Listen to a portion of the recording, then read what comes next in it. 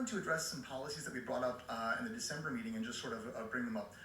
I'm so glad everyone made it to the Blue Ribbon Award at Carver. I was not able to make it. I made a promise to another teacher and could not make it. But I wanted you to know that the students that you saw and got to hang out with, great students, they achieved a great thing.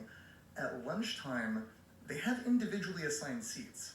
That means if they're not seated next to their friend or friends, they can't socialize with them during between 15 and 20 minutes when they're sitting down. The students you saw have one spot they're required to sit at. And if they want to get up to use the restroom or throw away their trash or get a drink of water, they have to get the attention of a noon supervisor and then ask permission to do that. So the students that you're celebrating are enduring a regime that is, even if it was happening at a school with bigger discipline issues, let's say no kid should have to sort of live with that level of regimentation, especially in their off time. But that's the reality. And we brought it up at the school site level, we brought it up at different levels in the district, and I'm just saying we brought it up and it has not been addressed. Water bottles, there is a state law that allows students to carry water bottles, and at my daughter's first classroom, they couldn't bring them into the class. They were outside the class and needed to ask permission, even in August, even during the heat wave, they had to ask permission to go do so.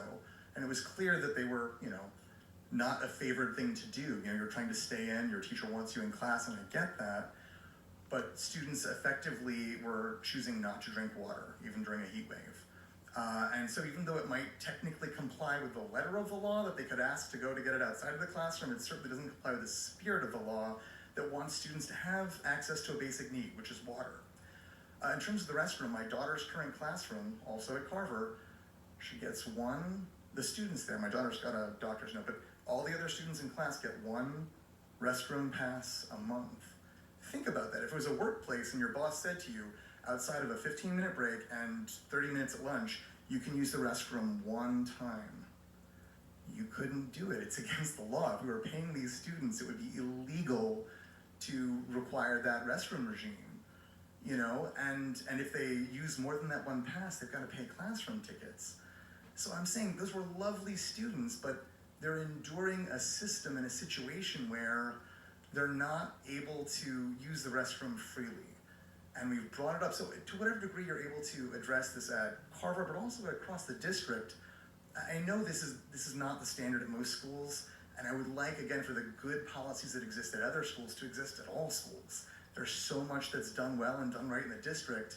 I would love for that to be regularized. I know I'm in the last minute.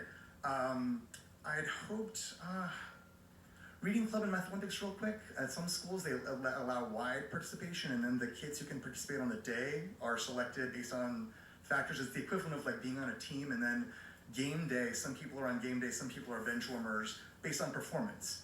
That makes sense to me.